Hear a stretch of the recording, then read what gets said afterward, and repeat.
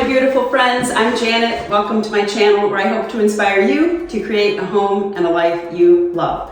Well, I'm here on my current renovation project. As you can see behind me, the house was previously vandalized.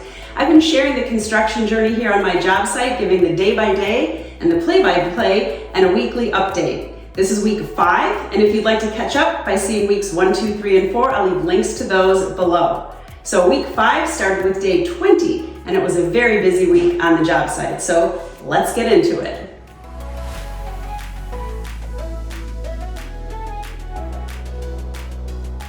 Well, week 5 officially started with day 20, but we sort of had a surprise day 19 and a half when Renee worked over the weekend to surprise me by installing the sidewalk.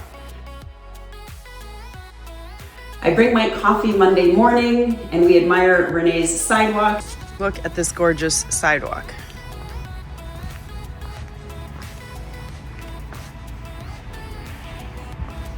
The stoop here is still gonna get covered. And this is gonna get some bluestone gravel around these stepping stones to the back door.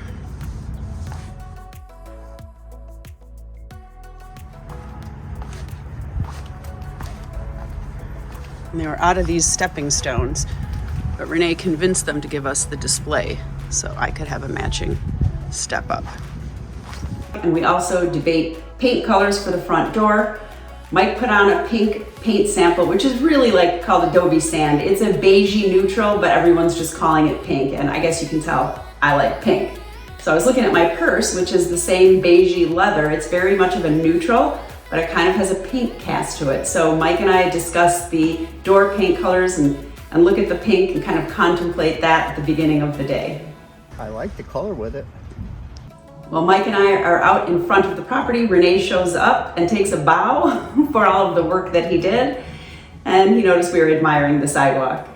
Anyway, Renee and I reviewed the job, the balance of what's going to be done, and the sidewalk is going to be edged and filled with gravel, and we're going to be doing a gravel patio.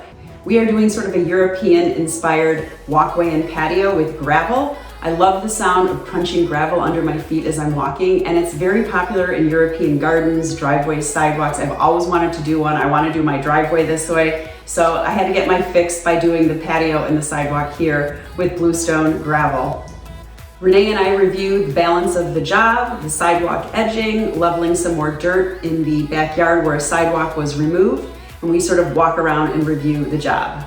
There was sort of a big mess in the house this day because people were working to surprise me over the weekend, so I can't complain, but we had to do a little bit of cleanup. I also escaped and went thrifting to try to find some staging items for the job site, and actually did. I found a mirror that I think will work. I'm probably gonna paint it though, and I also found a painting for the room that I'm gonna stage as an office. So it was a good score day. After my quick stop at Goodwill, I head to Home Depot yet again. And pick up some outside elements like lights, the mailbox, some space heaters so that Mike can start painting inside now that he's done on the outside. So I head to Home Depot to get those supplies on day 20. Day 21. Day 21 was a nasty, typical Chicago winter, gloomy day. It was a combination of rain and snow, so it was extremely wet and cold. And we had the internet service provider coming to install the internet. Well, I forgot to put my boots on that morning, and I was outside in my running shoes, and they literally were just packed with mud. It was like mud pies under my boots. So I was outside freezing wet. Of course, the one day I forget to wear a hoodie, I'm out there in the sleet and snow with the internet provider, but we did get the internet in, which means we can now put the security system in. Mike was able to start paint prep inside because we now have space heaters. So Mike starts on paint prep upstairs in the bedrooms because those 2 spaces, and I'm in one of them, they're not affected by what's going to be going on in the rest of the house. And he can heat one room, a small bedroom, easily with the space heaters to get all of his mud to dry while he's fixing the walls. So I should have really bought the boots. I saw a pair of hunter boots at the Salvation Army for like $45. I just thought that was a little pricey for Salvation Army, so I didn't get them, but I should have. I think I'm gonna go back. Anyway, gotta leave a pair of boots in the back of my car so I don't forget them the next time I'm here sloshing around in the mud. Anyway, since I was already in the basement with the internet provider and the mirror that I found at Goodwill was a mirror for the basement bathroom, I should really say lower level because this is a split level. It's not really a basement, it's gonna be like the family room area, and there's a bathroom down there. So I wanted Mike to hold the mirror up in the bathroom to see if it was the right size. It might be a tad small, but I think it's gonna work, and I'm gonna probably paint it. So I think it'll look good. So my next task on this day is to run to the paint store, and I wanted to also check out some wallpapers because I really want to wallpaper the bathroom.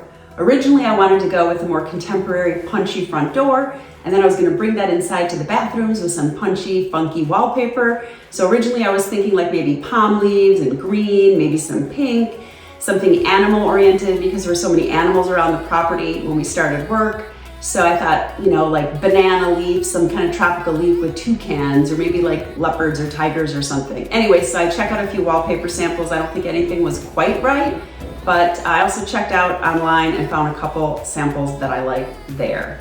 So another thing I'm thinking of doing with the wallpaper other than the bathrooms, and I may do the bathroom walls in one bathroom, the bathroom ceiling in another, just to do something design-wise a little different. The other idea I had is to do these double doors back here, the closet doors, with wallpaper on them instead of painting them. All the other bedrooms have like a single door similar to these here that just open with a doorknob, but these are sliding doors, so I thought it would be kind of cool having like more of a mural wallpaper type of scene. Again, think of that jungle toucan thing or a flamingo, something like that would be really cool in here. It's a small space, but having that jump out at you with the rest of the space more neutral, I think could look really, really cool. Day 22. Well, we have the horrible Chicago weather, so we cannot do any outside work. Our outside work is stalled and we are not quite finished with it yet. You know, we were racing to beat the weather and we didn't quite make it with everything. So there's still some more work to do, but we had to put that on hold. So Mike comes inside to paint. He starts cutting out the basketball holes so that he can patch those with drywall and continues working on those two bedrooms. In the morning when I get here, Mike is eager to know what the paint color decision is going to be for the front door. Well, I am still dazed and confused. He asks me if I want to take a paint deck and check out more colors, and I say no, I don't want to confuse myself. So I'm going to go look at the vote that we did on both YouTube and Instagram and see what the most popular color choice was, and we're going to paint it that color. So I go home to tally up those votes. At the end of the day on day 22, when I'm at home about to get in bed, I reflect on the day and really think about how grateful I am. We've accomplished so much. Everybody's been having so much fun and getting along. I've been having fun doing the YouTube videos, and the crew's been having fun with the YouTube videos, and I'm just feeling really, really grateful. So I end up shooting a little clip about how grateful that I am with how different my life is today than it was about 6 or 8 months ago. I'm just sitting here in the same spot that I was in when I shot the depression video. Hello, my beautiful friends. I'm recording this at night in my bed. I'm so tired. I don't even have the energy to put my pajamas on, which I should. I get so depressed in January and February that I just don't even want to go on. All right, I am having a midlife crisis, and I set some goals planning to, I don't remember when that was, but it is amazing how different I feel today. I launched my YouTube channel maybe 6 weeks ago, if even. Anyway, I've been having a lot of fun with it, and my channel is growing very slowly, but I have gotten so many nice comments from the people who are watching the videos that it's just really given me a lot of inspiration to keep going. So thank you, everybody. And if somebody out there is watching this and you're depressed, or you're not following your dreams, or you're confused in life, just like I was, I think that was only a few months ago. I'll have to look back at the date, but please use this as motivation or incentive, or just knowledge that you can and will get better. Just keep going. Don't give up. Things will change, and just keep putting one foot in front of the other, and I guarantee you will feel better, because I feel so much better and so different. I am just blown away how like different already my life is and how much better I'm feeling just because I'm doing something that is, you know, they're just small steps towards my broader goal. But just because I'm doing that, I'm having a lot of fun, I'm energized, and I feel so much better. So just wanted to reflect on that tonight because I'm really just filled with a lot of gratitude right now, and I just feel really good. All right, nighty night. About 8 months ago, I shot another clip sitting in my bed late at night, and I fondly refer to it as my depression video. So I don't know, 8 months ago, I was sort of having a midlife crisis. Nothing was really working out for me. I was coming off of the cold, gloomy winter of Chicago, coming off of the COVID depression, sort of contemplating my life and midlife, and nothing had been working out for me. During COVID, I had surgery on my hand, so I couldn't use my hand for several months, so I didn't do a project that winter. Then I got a running injury on my foot and I couldn't run. I threw my back out. There were just all these physical things happening to me that were limiting me. And then I was trying to do the YouTube videos, but nothing was working out. I hired 2 different editors who didn't show up for work, basically. I hired a videographer who's supposed to edit also. He literally stole the footage, so I don't have those videos. We shot about 3 or 4 videos. Those just went poof in the air and disappeared. So I was just having all of these setbacks. I was going to then buy a cottage, and I actually owned this property, and I was going to sell it to a developer. I had so many people contact me to buy it from me because it was boarded up and it was an obvious vacant property. So it was on a vacant property list. So I had tons of developers calling me. I was gonna sell it to one and renovate a cottage up in the lake area and turn the cottage into an Airbnb. So I was really excited about that project. And I actually found a place that I loved.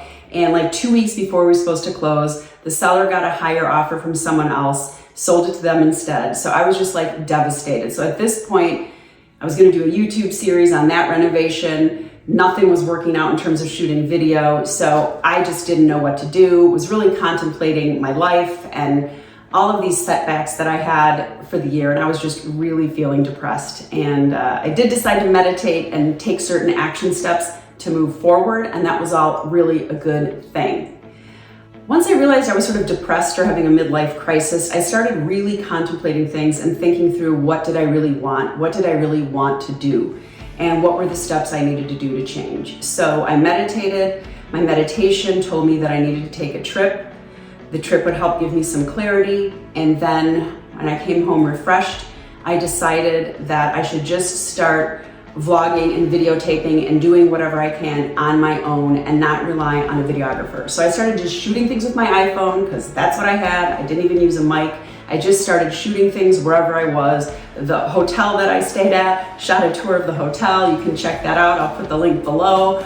It's not very good, and that was quite a while ago, so bear with me on the quality of that video. But anyway, I shot that, and I just shot a bunch of different things. From that point forward, I shot every cottage that I went to look at, and finally I decided that I was gonna renovate this place since I could not find a cottage after a lengthy search. I found a couple that I liked, but there were just limitations with each of them after I lost the one I really wanted.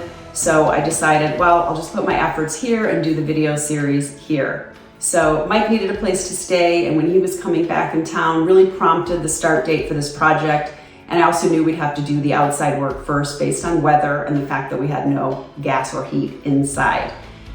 So in the past, I have done things that are called a 100-day challenge, where I challenge myself to jumpstart a change in my life or to give myself 100 days to reach a certain goal. And so I typically do the 100-day challenges starting on September 23rd, 22nd or 23rd, because 100 days later falls on New Year's Eve. And by that date, hopefully I have reached the goal and I can then celebrate with everybody else on New Year's Eve that I've reached the goal. There's something more fulfilling about starting that, like after the school year starts, the kids are back in school, we set our goals, we start our challenge, we end on the new year.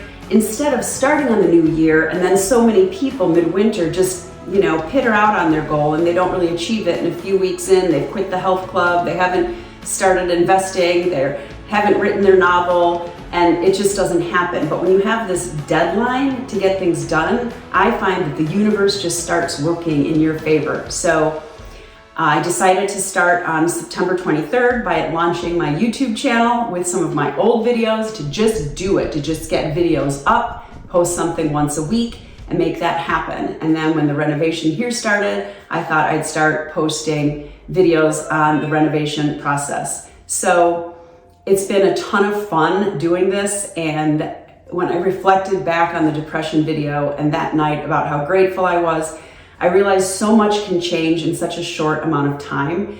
And I really wanted to share this story because hopefully it's inspirational. Hopefully somebody out there sees this and realizes that even if you're feeling really depressed today, or even if you're having a midlife crisis, that things will change. You have to just keep moving forward step by step, create some goals with some timelines. You don't even have to know how you're gonna achieve that goal. You just set it with a deadline of 100 days, and you just start each day, and things will start working out. The right people will come into your life, the right situations and circumstances.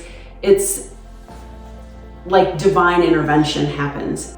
Anyway, I always think of this quote about Providence moves, and good things just start happening. I can't explain how, but it's all about the energy and the momentum that you just start doing something that you want, and all of those pieces just fall into place. So once I started this 100-day challenge, things, bam, just started taking off and changing, and I can't believe how much better I feel in such a short amount of time. And I'm really grateful to all of my crews who have been working so hard, having so much fun, cheering me on, being good sports about being videotaped, and some of my early subscribers and the lovely, wonderful, nice comments that people have left have just like so warmed my heart. And even though I don't have a ton of subscribers yet, they're like the most important ones to me, because they're the one, I'm like gonna tear up because they're the ones who are motivating me to keep going. So you guys are my little cheerleaders. Please leave me comments. It just like fills my soul so much.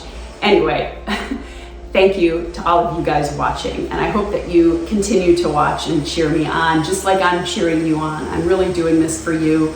I'm hoping that I can be of service to help motivate and inspire other people to create a life that they love as well. A little bit on the 100-day challenge and the first time that I did it.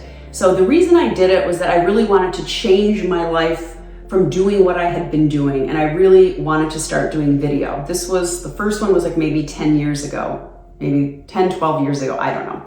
Anyway, so for my first 100-day challenge, I thought, okay, I'm gonna write a book in 100 days, I'm gonna start a business, I'm gonna lose weight or get healthy, I'm gonna start doing something with video. So a lot of times when people set goals, there are things like financial goals, health and fitness goals, writing a book, starting a business. So I thought, well, if I can do all of those things in 100 days, then surely somebody watching could do at least one of those things. So you can just write that novel. You can just start a business. You can just start getting in shape. You can just start with your finances, whatever it is. So for me, the business I started was a website. I then posted 100 days of blog, which turned into my book on that website. And I started doing video, just playing around. Some of it was documentary type footage, some was other things. And by the end of it, I had created a TV show that was aired on a local channel. You can see some of those old videos that I put up. They're not really great quality videos, but you can see my TV show, Restoration of Spirit. I have some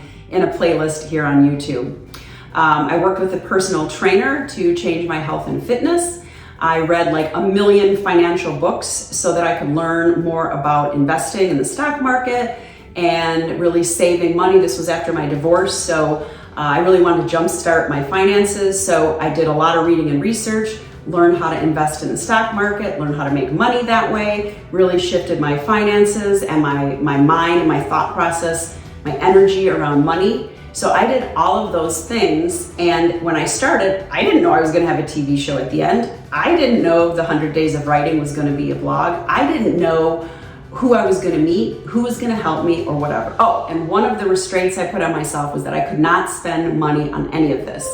So I had someone who helped me build my website for free. I had a personal trainer who helped me for free. So all these kind people crawled out of the woodwork to help me. I had someone helping me shoot and edit the TV show. So all of this just happened because I just got the ball rolling and the energy flowing. And so this is how it works when you start setting these goals for the 100-day challenges. Okay, so my current 100-day challenge goal was to jumpstart my YouTube channel and create a website.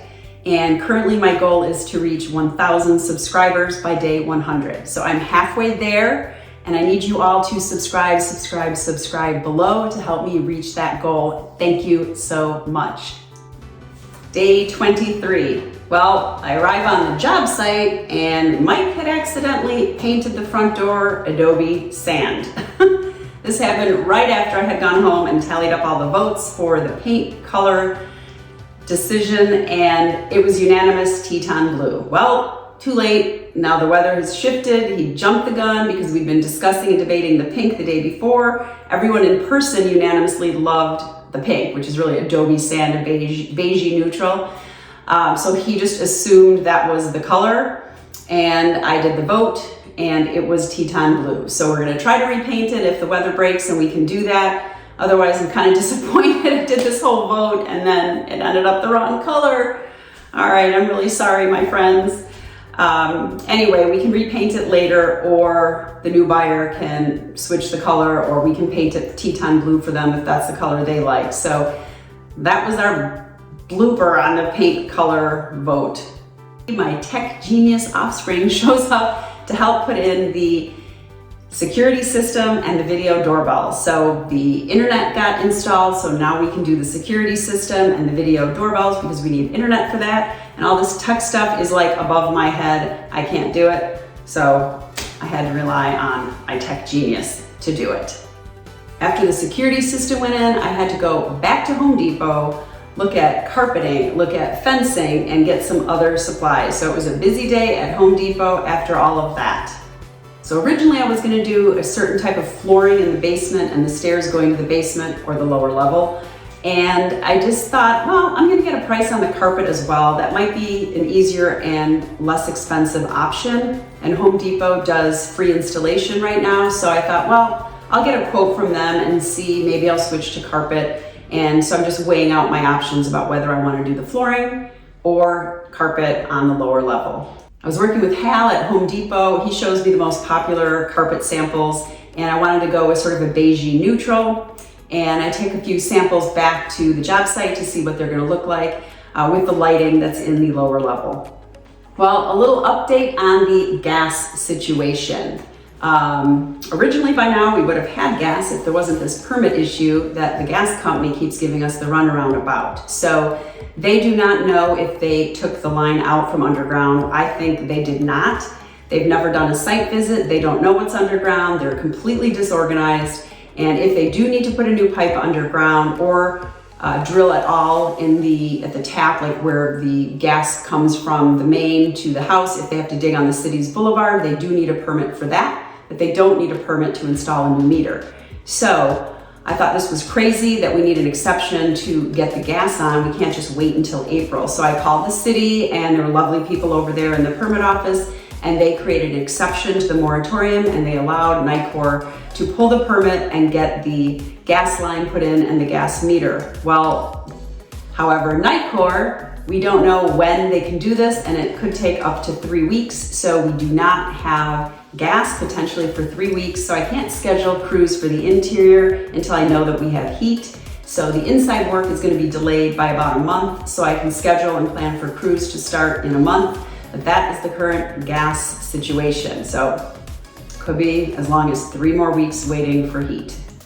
All right, day 24, the weather broke enough to install the gutter. So it had been raining and snowing, really not appropriate weather to be up on ladders installing gutters. So now that the weather broke, we could install the seamless gutters with mitered corners. All right, want to give you a little pro tip about gutters. So there is a difference between seamless gutters and cheap off-the-shelf gutters that have seams. Seamless gutters are also known as continuous gutters because it's one long piece.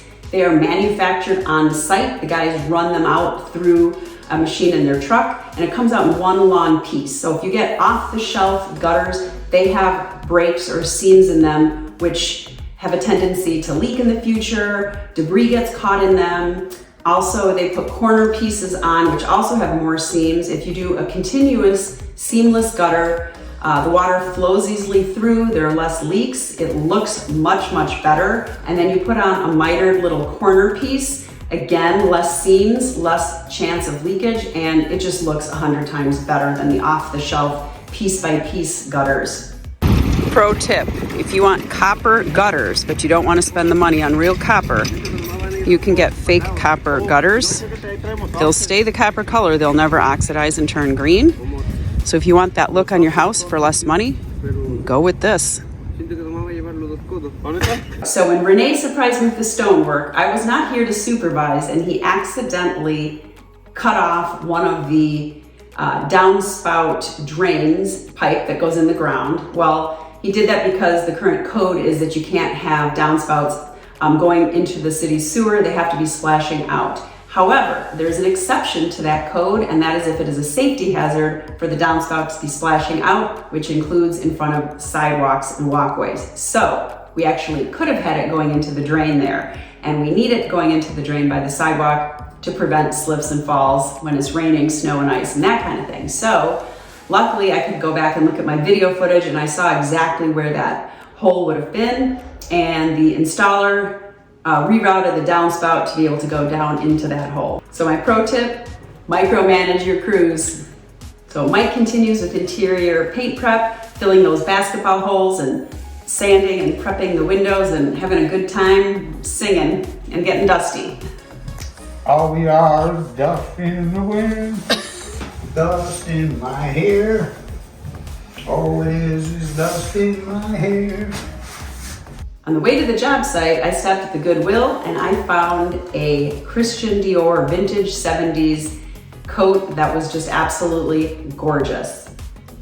I justified this by saying that if I ever went to Paris in the winter, that this would be the coat that I'd need to wear there. After the gutters were installed, I grabbed Mike and I took him to Taco Bell and then to the Salvation Army because he needed to get some bowls. And while we were looking at bowls, I found some Ray Dunn bowls. I said, no, Mike, you can't have those. I'm taking those because they're worth $75 each. Thank you. So I found a few great things at the Salvation Army when we'd stopped in there. So I'm glad that Mike needed bowls, because not only did I find the Ray Dunn bowls, I also found some transferware, and then I found 2 nightstand, like end cabinets, brand new. They're Target, normally $600 end tables, and I got them for $150 each. Although that sounds pricey for a thrift store, knowing they're $600 normally, and after staging, I can resell them probably for $300 or $400. So it was kind of a score, and I'll come out ahead on that deal. So if you want to see everything that I got on my current thrift store trips, please check out my thrift haul video that will be coming out soon. All right, well, that is the end of week 5. It was a really long week and a really long work day. And when I finally get home, Corky's excited to see me because he knows we're going on a walk. I take him down to the lake, and when I'm there, I discover a really nice message written in the sand.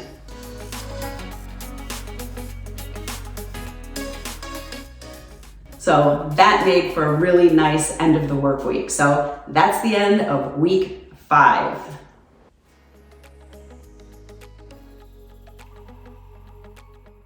Thank you so much for joining me today on week 5 of the construction journey and for following along as we flip this house. If you like this video, please hit the like button. Also subscribe, hit the bell, leave a comment, and do all those other fun things below.